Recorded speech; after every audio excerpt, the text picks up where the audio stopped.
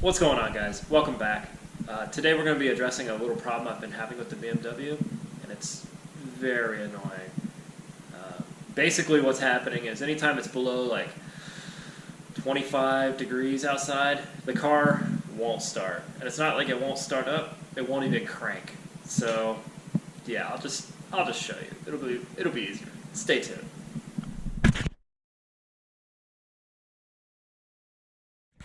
So, as you can see, it's a solid 21 degrees outside, and it's done been snowing a little bit, so this is perfect. So this is your first clue that something might be wrong. Is when you unlock the car, only that one door unlocks.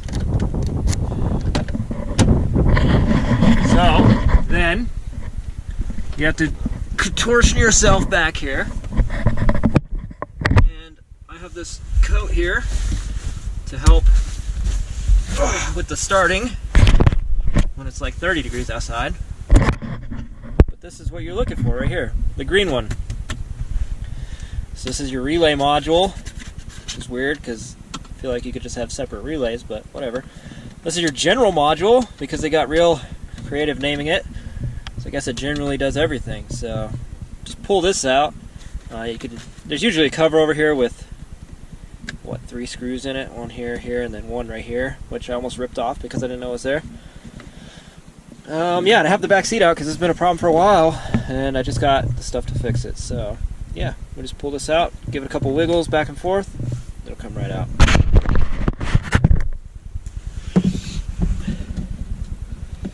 Be easier if you could open the back door. So if this happens, maybe don't lock your car if you have that ability. But yeah, there you go. That's all she is. Beautiful. I kind of forgot to show you the non-start issue, so here it is. Basically, put your key in, like you're going to go start this bad boy, right? You just click it over.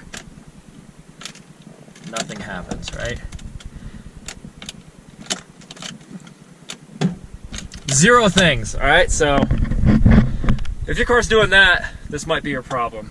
Now you could buy a new module, and they're like $250 or $60, and I'm not about to do that. You could buy a used one for 50, 60, 70 bucks, but who knows whether it has the same problem or not. So we're gonna try to fix this one and see what happens. Yeah, so I'll show you what I've been doing to curb this problem while I've been waiting for the parts. So basically I'll pull it out, I'll come out to the car 15 minutes before I'm supposed to leave. I'll pull it out and I'll put it inside, and this is how I found out that it was actually the problem. And I'll show you that now. So I'll pull it out, I'll bring it inside, we'll leave it there for a few minutes. I'll bring it back out here and I'll show you how that works. So, alright, so we're back in the car, and it's been about 15 minutes, and I put that thing, she's back in there now, you can see. So now we'll try it, show you what I've been doing every morning that I take this anyway, and how I start it.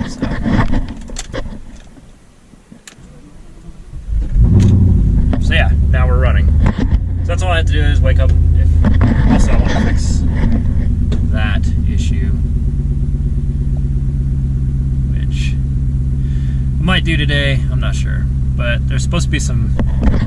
So this whole issue is from capacitors in that and in the cluster. I think the cluster, but for that for sure, there's 4 capacitors in there. Basically over time I guess they get wore out and they stop performing in the cold so well. So we're gonna try putting those in there real quick and see what happens. And then to test it, I'm gonna pop it in my freezer because obviously us soldering on it's gonna get it warm. We'll pop it in the freezer and see if I can duplicate it being cold and see if it still works. So yeah, let's get to it. So basically if yours isn't broke like mine, because I've already taken this apart to see what the capacitors were or whatnot, you'll just have to carefully lift these little tabs and then pull it apart. But mine's real easy now because all of them are broken, so there's that. That's what the inside looks like. We're going to be replacing these 4 capacitors today.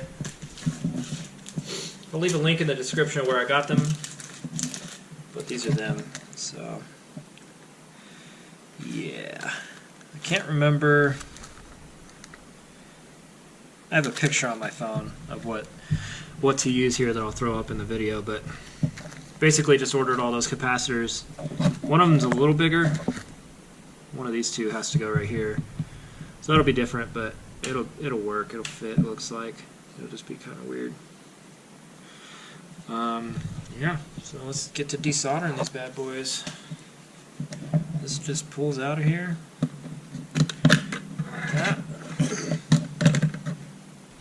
Yep. So then we're just gonna find the same points on the back. So that one and that one and there and there, there and there. There and there. So it shouldn't be too hard to get them out of here. So yeah, let's do it. I got a new soldering iron just for this occasion. I guess I could put in this. Maybe a little safer.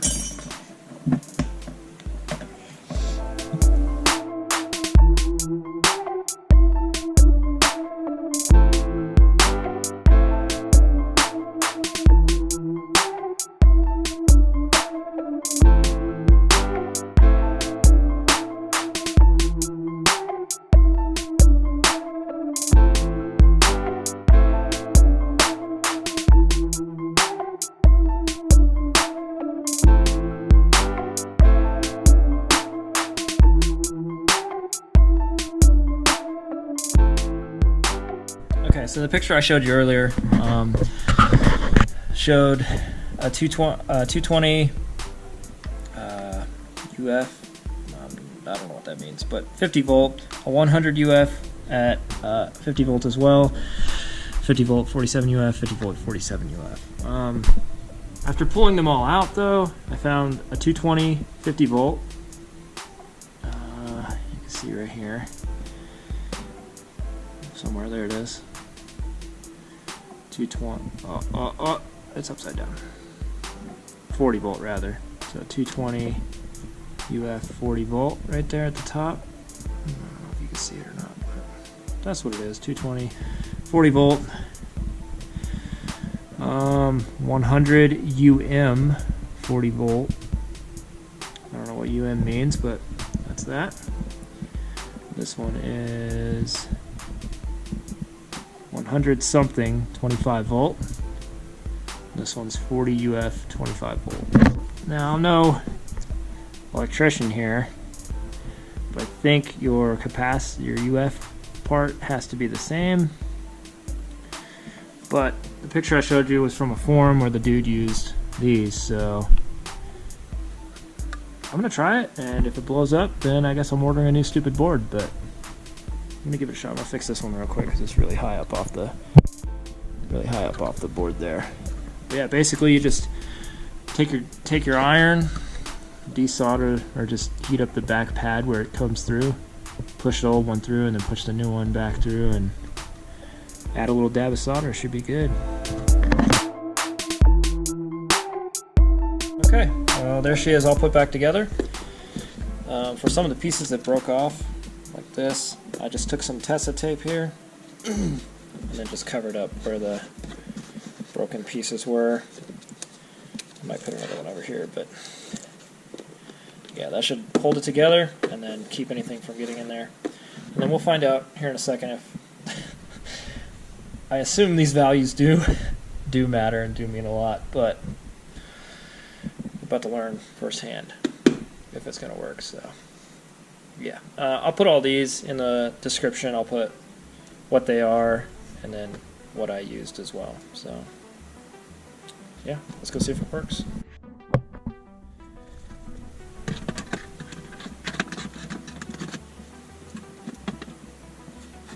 There's no fire yet, so could be a good thing or a bad thing.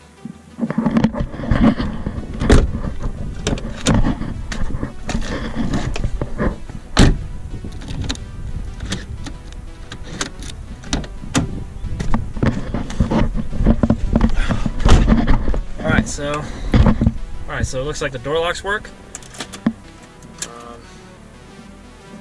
Yeah, let's see if this works well. Alright, yeah, still gotta fix that bad boy. Alright, so that's not really a surprise to me since obviously the board's warmer now because we're using a soldering iron on it. So I'm gonna try putting this thing in the freezer just to mimic so I don't have to wait all night, basically. Put it in the freezer for like 15 minutes, maybe 20 minutes, and then pull it out, stick it in here, and see what happens. And see if we get a fire or not, because this sounds crazy, but we're gonna try it. Night night.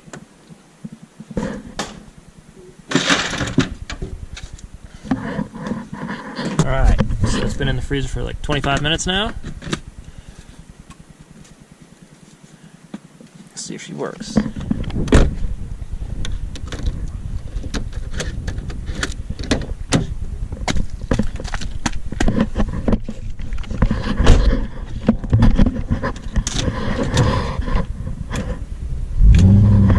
I would call that a success.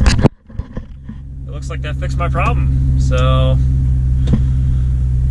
now I can start when it's cold outside, which is sick.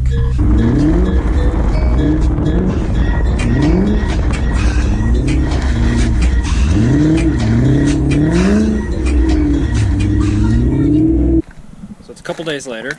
It's still frozen. It's 12 degrees outside. So we're going to see if this works now. Ooh. Good signs. All the doors unlocked. Now let's see about a start here.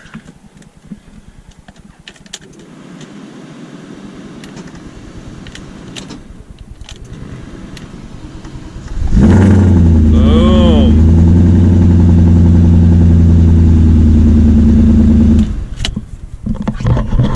So yeah, I'd say that was definitively our problem. Pretty sweet. Easy fix. Cheap compared to buying a whole new module, so that's pretty cool. Now I can put my back seat in. It'll be a car again. Well guys, there you have it. She works fantastically.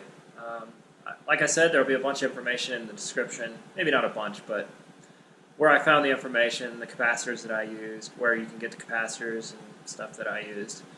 But yeah, if you guys are having the similar issue where it's like I said, the first thing that didn't happen was when you unlock the car, only that one door would unlock and not the rest of them, like the whole central locking system is supposed to do.